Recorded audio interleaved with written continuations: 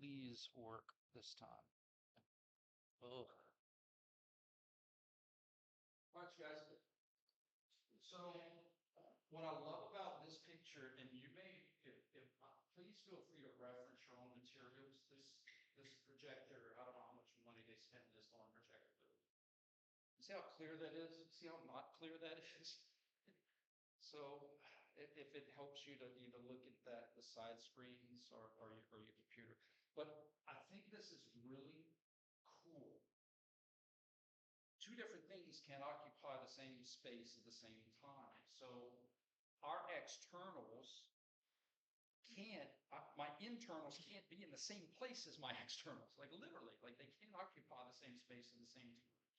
So the internals are literally inside, right, more deep, but they run at a different transverse angle. So what I love about this picture, I just want you to now visualize how my externals on my right can transfer their pull with all of that fascia, all those inscriptions, over to the internals that run the exact same way, just underneath the other side's external pulleys. Like it's literally pulling across. Like it would be like these fingers are under and this finger's on top. Does that make sense how they would work, how they can work together? What I also love about this picture is how you can see how the right side of the rectus is a totally separate innervated section than the left side. It's like, again, a teeter-totter. Right side, the left side of the belly button, right lateral, left lateral. They can work together, cancel out lateral, work together for sagittal. I just like that illustration of showing the difference. The border. Right side, left side, right side, left side. All right. The erector spinae, guys, it's the same concept as the cervical. In fact, your cervical, we talked about this in 310. The difference between cervical, thoracic, and lumbar is just ribs. That's all it is. That's how they get the different names, but it's really just a blending of denser, thicker, more stable, less mobile vertebra. I mean, think about it. On a skyscraper, the lowest floors are going to be the, the strongest, sturdiest floors because they got to support everything on top of them. You don't want the bottom floors to sway a lot. The top floors sway a heck of a lot more than the bottom floors. All they got to do is support what's on top of them. So our neck is kind of at the top of our skyscraper. It doesn't have to support anything other than our head. So you go from at the top, you have more mobile, less dense vertebra. Then all of a sudden you get to ribs. That's when they start being called thoracic. And then you're done with the ribs, and that's when it's called lumbar. Your cervical are ones that you can totally move independently from everybody else. But when you talk about moving thoracic and lumbar, it's all one big sway. So that's why we refer to it as trunk, because it's a combination of two different types of vertebrae. So far, so bad? We have the establishment of these erector spinae. Guys, the erector spinae don't stop the continuum. You have some that go from pelvis to ribs of thoracic, some that go through thoracic and cervical. It's all a big blending of the chain. And they all have similar function. Extension pull to keep your spine erect, because gravity's trying to do this and gravity's trying to do this. And it also makes sense. You need a lot of them in order to do that isometric work for continuing for long periods of time. Okay. The extension pull, because they're posterior to the spine, the ones on the right side are going to have right lateral pull. This is just a few of them. Guys, there's a ton of these little guys. And then the obliquity, the transverse pull, this is why I introduced you to some basic trig. It doesn't look like a lot, but it's enough. The X component, like if you look at it, you're like, dude, that's almost all Y. Almost all Y. The X component is still there. You start more medial, you go more lateral, The left side is trying to spin you to the left, and the right side is trying to pull to the right. It's like instead of pulling the right ear back, it's like trying to pull the right arm back. The right erector are right transverse pullers. The left erector, left transverse pullers. Same as the erector and the circle.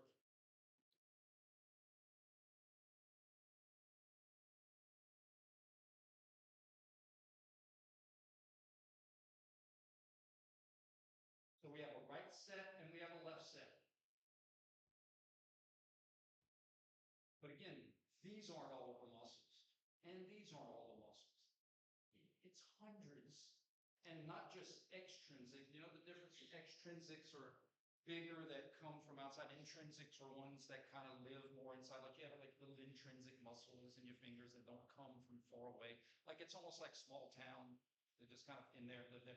So you got a bunch of little intrinsic muscles that just cross individual vertebrae. A ton of them. So it's the sum total of all of those muscles. What they don't do is cross the spine. You don't have some that go from left side onto right and some that go from right to the left. The spinous processes is a border that do not get crossed. Our linear aspera is a border that does not get crossed.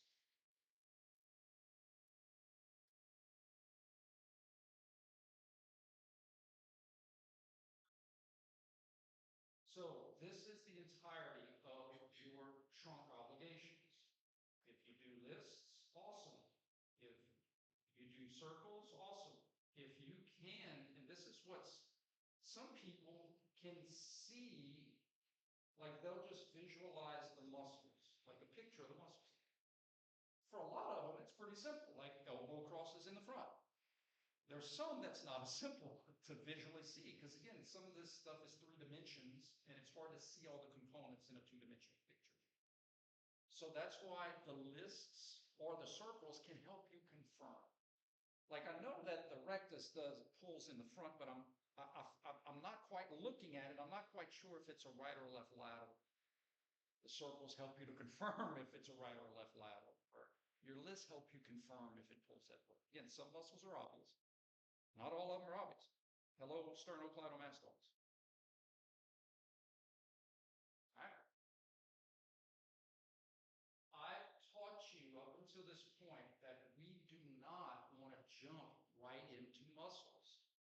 Like when we're trying to solve a problem or do an exercise or figure out who's working, because there's a lot of them. And again, just looking at a picture, like I can't imagine, like just looking at a whole picture of a human body, seeing all those striations and be like, oh gosh, where do I start? So when I give you an exercise, which we're about to do some praxis, when I give you an exercise, first we establish the agonist. And agonist is just which group. They're grouped based off of direction of pull. Who's working because we understand why they need to work. Or who's being stretched because I understand why they're being stretched. It's just to identify the group. It helps us to funnel down, because again, all the muscles of the body at once is overwhelming. Identify the agonist, and then identify those individual muscles. Now, in terms of contractions, I don't want to do contractions off of individual muscles. You know why? Because the groups at least tell me direction of pull. There's a few muscles that tell us direction of pull. Like, actually, this is why I love grouping muscles on direction of pull, because you have a few in your body that already do. You have a muscle in your body called the supinator. You think it gets its name because it always supinates you? No, because it always pulls in a direction of supination. You have muscles in your body called the adductor longus and the adductor brevis and the adductor magnus. You think those muscles always cause adduction? No, but they pull that way. we have precedent. So it's easier to do contractions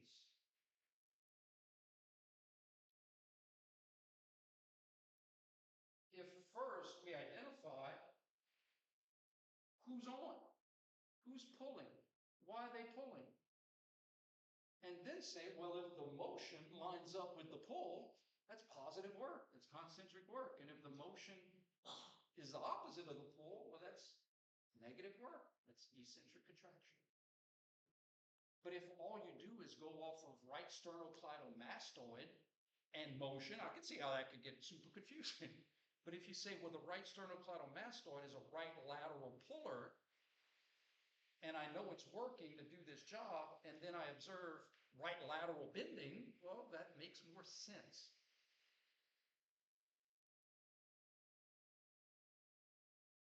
For me, but what do I? I'm just dumb. What I'm trying to avoid is playing fast and loose, because fast and loose increases your chances of mistakes. All right, let's start off with some stretching examples. When we talk about stretching or lengthening muscles, we know muscles only pull. And one of the functions of things that pull is however they pull, as motion happens in the opposite direction of their pull, those structures have no choice but to get longer. And if motion happens in the direction of their pull, they have no choice but to get shorter. So in this case, wouldn't her trunk be extended? So therefore, extension pullers would be shorter and flexion pullers would be long. And your body already knows this. If you got into that, what they call that, sons of dog or whatever. My wife knows all that. I think I'm thinking of downward dog. I don't think that's it. You know darn well if you got into that position, you would feel a stretch in the front. Yeah. So all I want you to do is say, well, who are those muscles? To me, it gets more complicated to just try to identify them all. You might miss one. So that's why I try to teach you process. In this extended position, I'm stretching flexion pullers. Who are my major flexion pullers? And I don't care if you memorize a list of flexion pullers, at least you're going to be able to check off those muscles in the list. Or if you learn circles, you say, well, who are those major muscles that cross in the front of the trunk? This one, this one, this one, this one, this one, this one. Right and left rectus, right and left external, right and left internals. Make sense?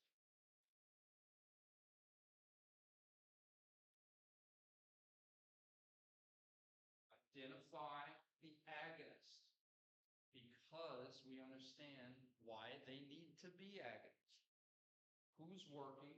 Because we ask ourselves, why are they working? That cable is trying to twist her trunk how? To her right or to her left transversal? To her left. The way I do it, guys, I'm not asking you to do it my way. I just want us to get right answers. But the way I do it is, I always, it's like suspects in a game of Clue. I want to eliminate a suspect because if I keep eliminating, it leads me to who did it. The last thing I would want is to have muscles that pull in the same direction as they came. She would literally throw the cable into the stack. So if the machine is trying to twist her to the left, it would make sense that I need muscles that are trying to twist me to the right, right? Transverse trunk rotators. Who are those muscles? Left external, right internal, right erectors. Make sense? Well, how are they working if she's not moving? I learned in physics that work has to have motion. This isn't about mechanical work. This is about physiological work. If that has any kind of significant weight on it, she can't hold that position all day. Those muscles are going to get tired. They're doing a job. Think of it like this. They are working, because if they stopped, you would have motion. That's like saying How about this analogy? If you ran for an hour on a treadmill and you were just sweating all over your body and you got off and someone's like, you didn't do any work. You didn't burn any calories. You didn't go anywhere. You would be like, you crazy. I feel it, right? You see what I'm saying? It's the same thing. You're working on that treadmill because that treadmill is trying to propel you back. And you have to keep running in order to stay in the same place. It's the same thing. The machine's trying to take you somewhere, and those muscles have to work to keep you from going there. That's how you want to do it isometric. What if you observe right transverse trunk rotation? So she starts here, and from here, you observe this. Would it be different muscles? Same muscles, right? What would be the contraction type?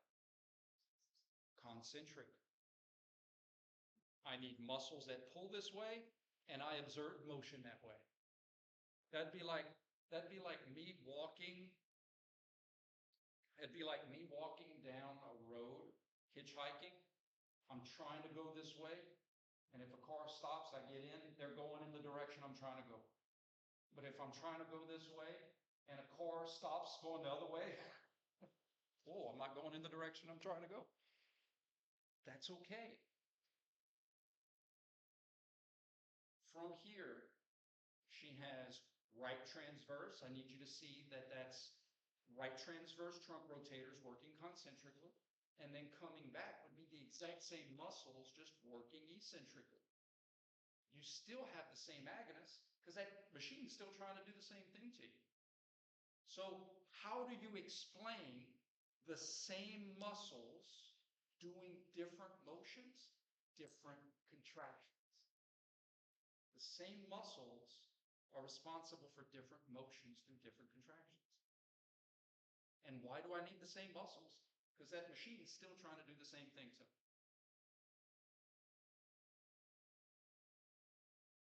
If you're doing bench press, your hands are pushing up on that bar because that bar is trying to pull down to you, whether you're going down or coming up. Same external force, same agonist. The differences in motion isn't because of different muscles, it's because of different contractions of the same muscle. And I do not care if this sounds repetitive. That's how tough sometimes it is for us to apply this stuff. Guys, I'm not trying to just teach you to memorize the definition of concentric, eccentric, and isometric. I'm trying to make you live it because eventually in your fields, you will have to. You're going to have to know how to apply these different contractions because that's an important part of rehabilitation, therapy, and coaching, and strength and conditioning.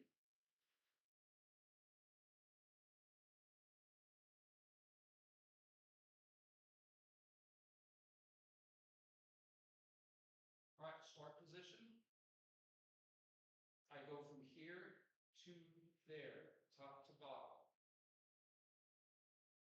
Do not, listen, I don't care if you get right answers, but don't go straight to what muscles. Do it like I'm teaching you to help us get to where we want to go. What are the external forces trying to do to the trunk? What group do I need to pull because I understand why they need to pull? Then you could either go to, well, who are those muscles? Who crosses that way? And then we could go back to the agonist. It's almost like agonist is kind of a, okay, agonist down here the individual muscles, but now for contraction, let's go back to agonist pull because these individual muscles don't have their pull inherently in their name. So in other words, if I identify that I need a certain right or left lateral benders, I want to go to this part and say, hey, that's who I need. Now, what motions am I observing to see if I need positive work or negative work, concentric or eccentric? Does that make sense? All right, guys, y'all have a minute. Those are all the different questions I want you to be able to answer. Agonistic group, individual muscles, contraction, top to bottom, and then go back from bottom to top. And I would love for you to do it in small groups. Or like me, use the voices in your heads. I got several. I got a big group in my head.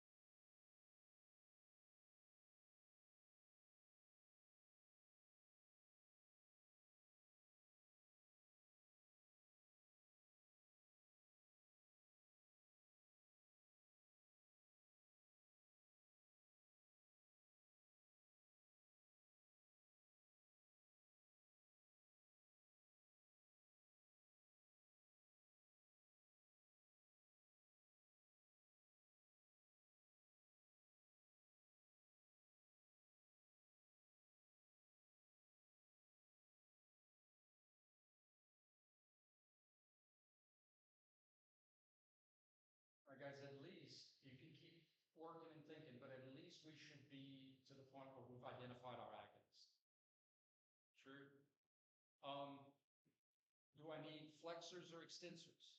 Is ground and gravity trying to flex me or extend me? No.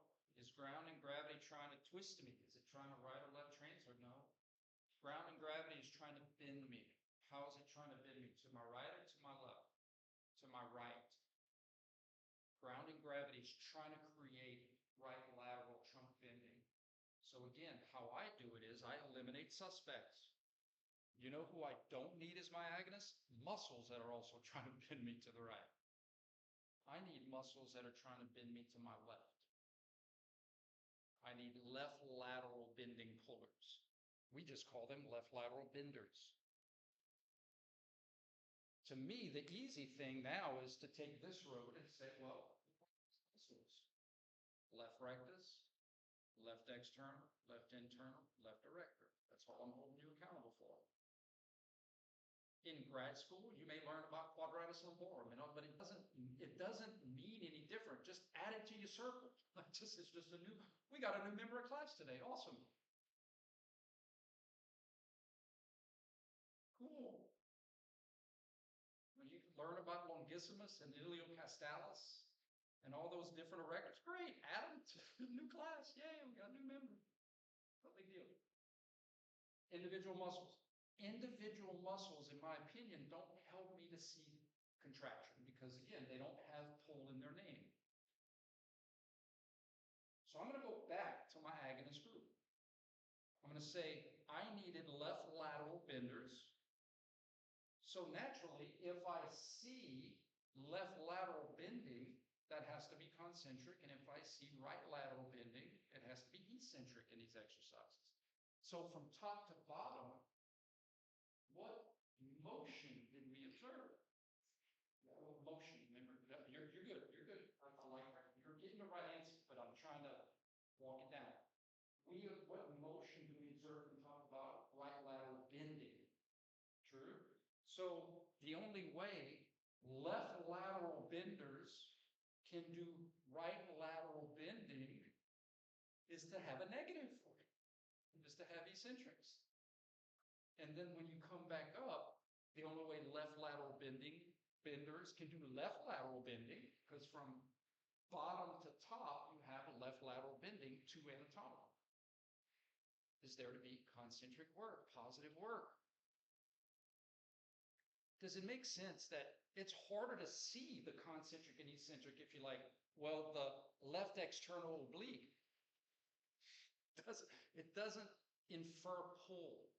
But if we know that the left internal oblique is a left lateral puller, and we also know that it's working, well, then we can start looking at motion with the muscles. So, like I've always said, well, I started to say in 310, we cannot associate muscles directly with motion.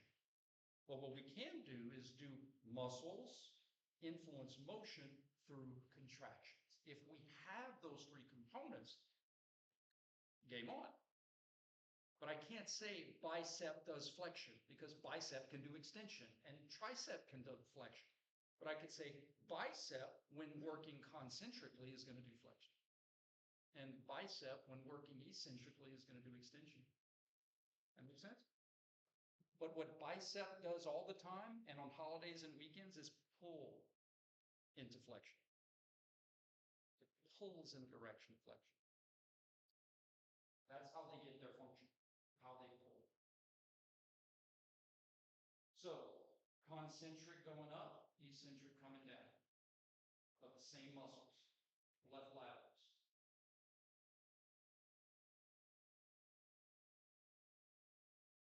Trunk flexors or trunk extensors? This is one we did Friday. Flexors. Cervical extensors or cervical flexors? Extensors, good. So here we would have our rectus, our externals, our internals, but here we would have our erector. Because it doesn't have anything to do with, hey man, I'm teaching class right now. Can I call you back?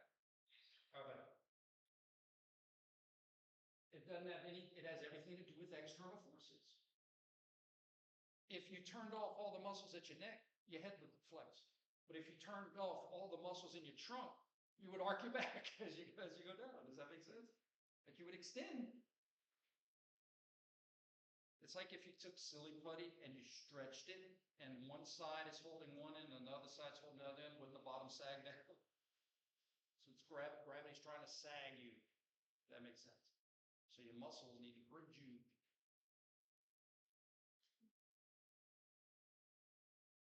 All right. Let's do some, this is a little therapy exercise. So, a lot of times people will do these posterior tilts in rehabilitation. So if you lay on the ground, your body's going to naturally kind of have like a little curve to it. So I need some context because this isn't as obvious as a machine but let's pretend on the top picture is you're relaxed. You're just laying on the table and you're just relaxed.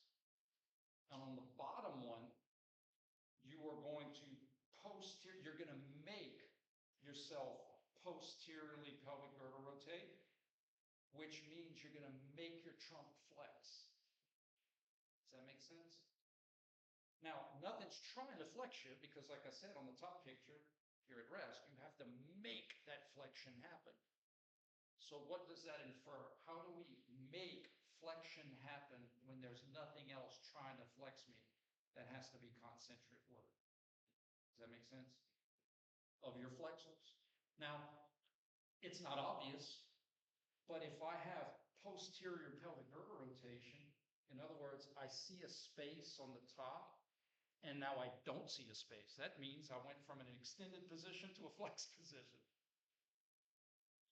So that's an example when you're in a clinic, therapy, rehab, athletic training, when you do these posterior tilts, you're working your abs, you're working your trunk flexors, because you're making flexion happen through concentric contraction.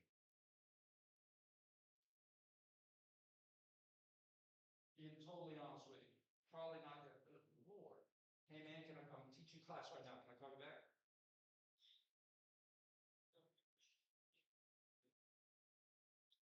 Of course, I would prefer it not. Mm-hmm. A lot of protein today. All right, guys, let's do a more complex one.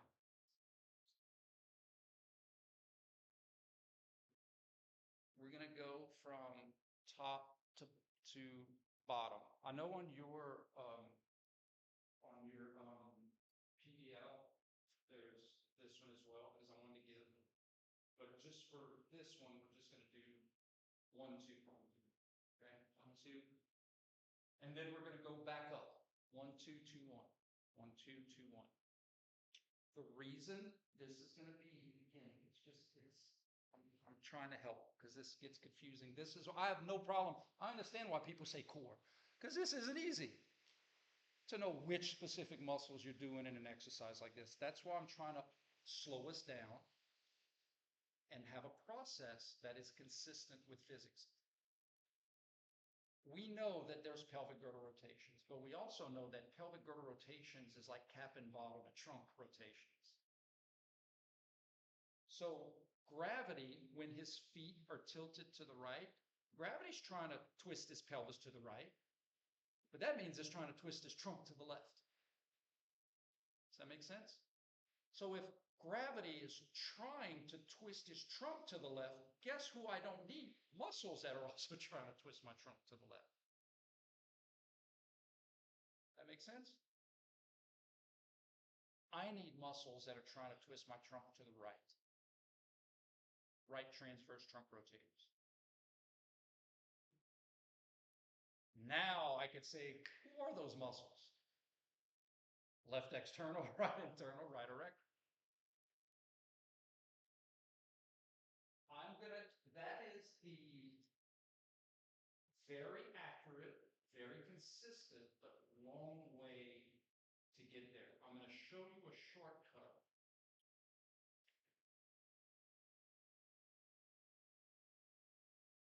Oh, God.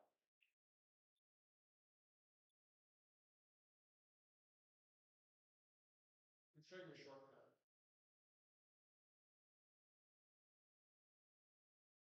Think of it like this.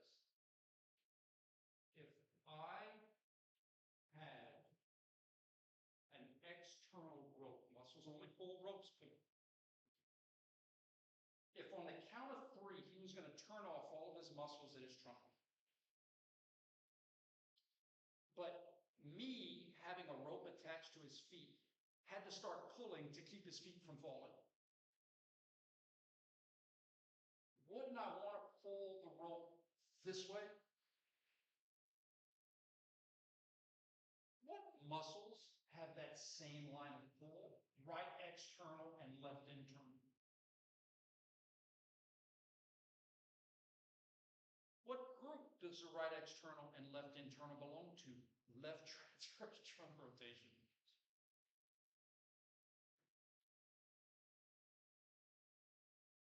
Gordon Campbell, why don't you use an example just like the one we just used? All right, sorry, just like that picture. This looked like a good angle. Let's do this one. Sound like it's an example. Watch through this one.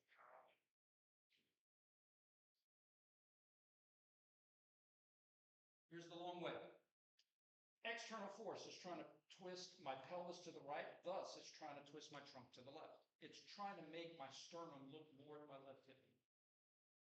If that's what gravity's trying to do, I don't need muscles that are trying to twist my trunk to the left. I would need muscles that are trying to twist my trunk to the right. I need right transverse trunk rotators. Who are those muscles? Left external, right internal, right erector. That's the long way. The shortcut is I need muscles that have obliquity this way to be able to pull the legs from the pelvis back to anatomical. Who has obliquity like this? Who runs like this? Left external, right internal.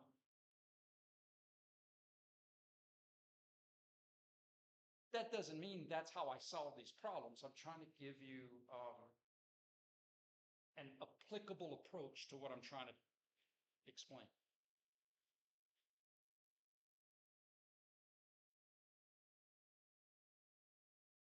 Again, guys, I understand why people just say core. It's not easy. But that's why it's cool, because it's not easy. And that's why maybe I'm biased, but I think you guys will have an advantage in graduate school, in practice, because you won't just have to say core. Who's working? Core is not an answer. That's like saying for every upper extremity exercise, you just said arms. What if I want to work specific muscles of the arms? It's the same concept.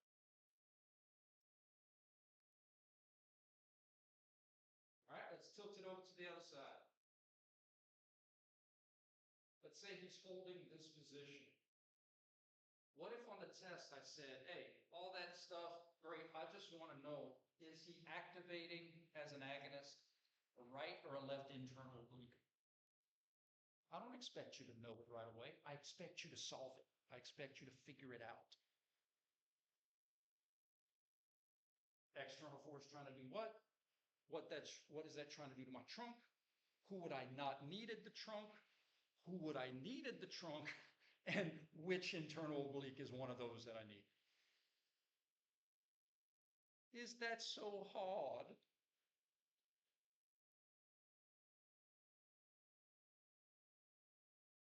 So I'm going to stick to the same question, and I'm going to give you time, I promise. Am I holding that position at the bottom? Am I activating? Am I innervating? Am I working? The right internal or the left internal? Don't answer it right away, so that everybody has a chance to give it some thought.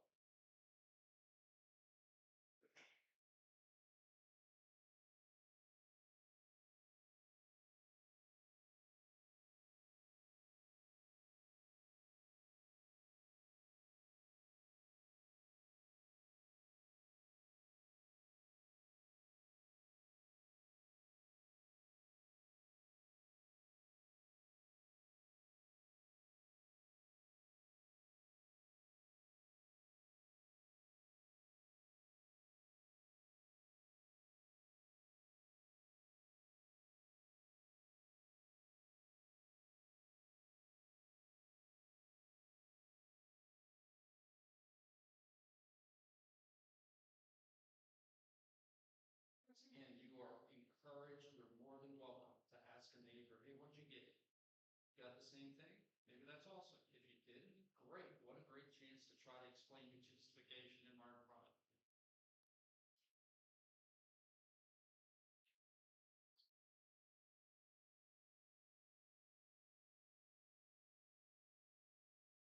Right internal or left internal? Left.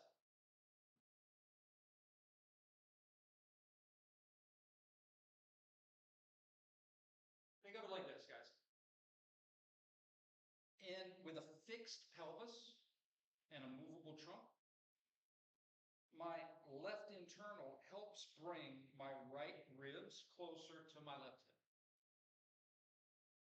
Or my sternum more towards my left hip. What's happening here is just instead of movable sternum about fixed pelvis, we have movable pelvis about fixed sternum. So, in other words, his sternum is further away from his left hip here. But if he used those muscles to come back, it would get closer to his left hip. It's the same muscle. Gravity is trying to take his sternum further away from looking at his left hip. What muscles are trying to bring his sternum to his left hip? Left transverse, right external, left internal, left to right. I'm trying different routes to help people get to the same place. Gravity is trying to twist his trunk to his right. He does not need muscles that are also trying to twist his trunk to his right. He needs muscles that are trying to twist his trunk to his left. We have a name for those, left transverse trunk rotators. Who are those? Bang, bang, bang. I guess I'm still having trouble trying to see how like gravity is pulling his trunk to the right. Let's do a thought experiment.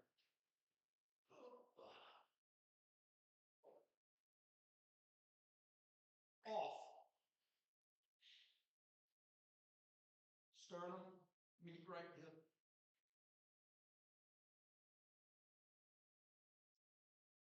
Better or worse? Because I only got a couple of those left in me. Now let's try it again.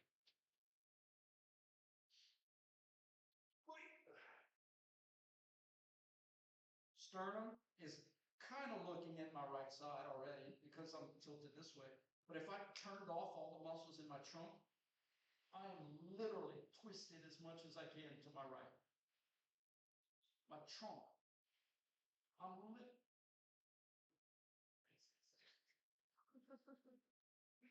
All right. This is how my trunk is twisted. I'm here, but my trunk is twisted to my right. Here's another way to look at it. Trunk, go back home. Wouldn't have to twist to my left. Because when my legs dropped, I twisted more to the right. So gravity is trying to twist my trunk, not the pelvis. It's trying to spin the pelvis to the left. But it's trying to spin my trunk to its right. Is that better? So if gravity is trying to twist my trunk to its right, I don't need muscles that are also trying to twist. In fact, if I use muscles that pull in the same direction, I literally slip down to the ground. If gravity is trying to twist my trunk to its right and I'm holding that isometric, that's why we do isometrics for these, because it is tough at first. But if gravity is trying to twist me to my trunk's right, I need muscles that are trying to bring me back to anatomical, which would be left transverse trunk pulls. Who are those poles? Right external, left internal, left to right. Better? Your question is super valid. This is not easy. That's why we do it. That's why we do it.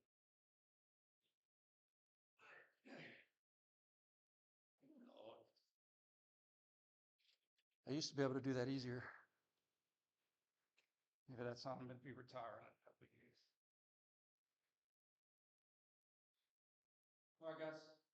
There's a couple more here, but I wanted to make sure we get to this one because this is going to be fun. Let's just focus on the picture in the middle for now. So if you can't tell, his pelvis and his feet are on like a Roman chair, and his trunk is freely movable. Okay? He's holding that plate in a certain position, and gravity is trying to move his trunk because of said position. I'm gonna scoochies this over here because again, that front projector is awful. I'm trying to give a better view. Okay. So pause it. Maybe this is a better view. Okay. This is no different than the other question. It just might be easier to see because it's more traditional. Looks like it's moving and it's moving. Okay. Gravity is trying to do what to the trunk?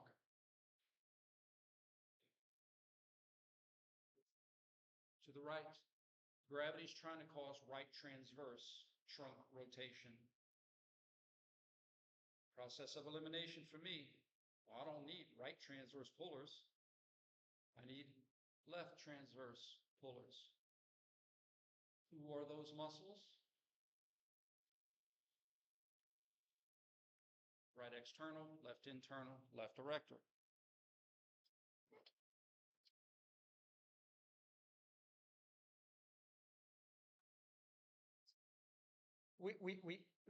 Great question. I am not saying, so remember in 310, we analyze motion joint by joint, we analyze agonist joint by joint. If he were, gravity is trying to bring his body down, but the whole point of twisting your trunk is to try to get gravity to also try to twist you. So think of it like this.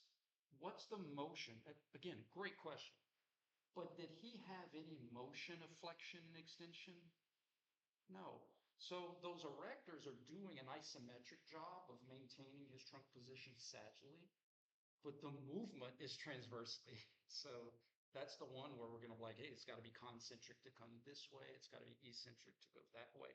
So I'm not disrespecting what the erector would have to be doing to maintain his sagittal position. That's just not the question, if that makes sense. But you're valid in your thought process. In fact, that leads me to another question is we could, because both of those erectors would be working isometrically to maintain that position sagittally, that means one of those erectors is doing two jobs.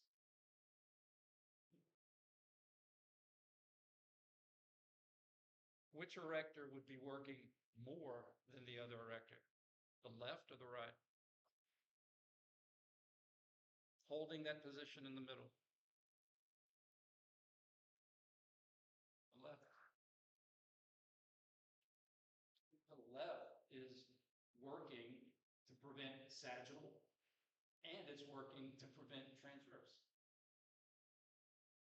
It's kind of cool. Very cool.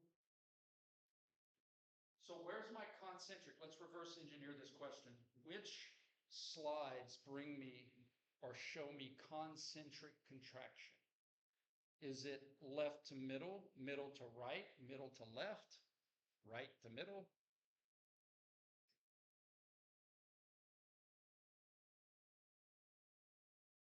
And there could be more than one answer. Just where would I see concentric contraction? Motion that's in the same direction as agonist. Good. AB and AC. Now, A to C wouldn't be the same agonist though, right? AC would be a different set of agonists. Because when I go AC, gravity is now trying to twist me to the left.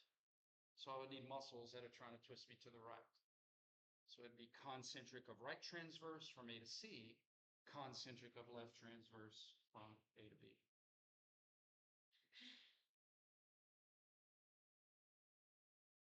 Guys, you can be honest. Is this stuff too boring?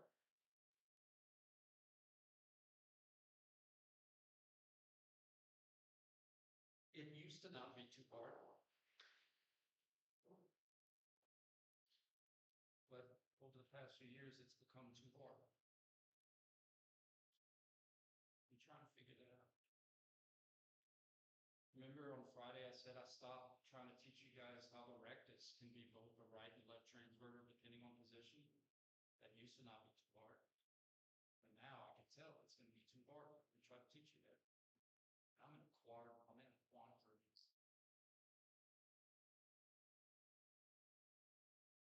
That's why I'm tired. I try to walk everybody down a path. I try to teach through repetition. I try to, okay, you see this? We agree. You see that? We agree. Well, if we agree on this and we agree on that, then we have to agree on this. And all I see is blank faces. Blank faces is fine. If the blank faces also mean we understand, it's okay. I used to sit with a blank face. But if blank face means I don't understand, how am I supposed to know before I start moving on? That's my quandary, is feedback. I appreciate that question because that gave me a chance to clarify. But I don't know what I don't know. I can't clarify what I don't know.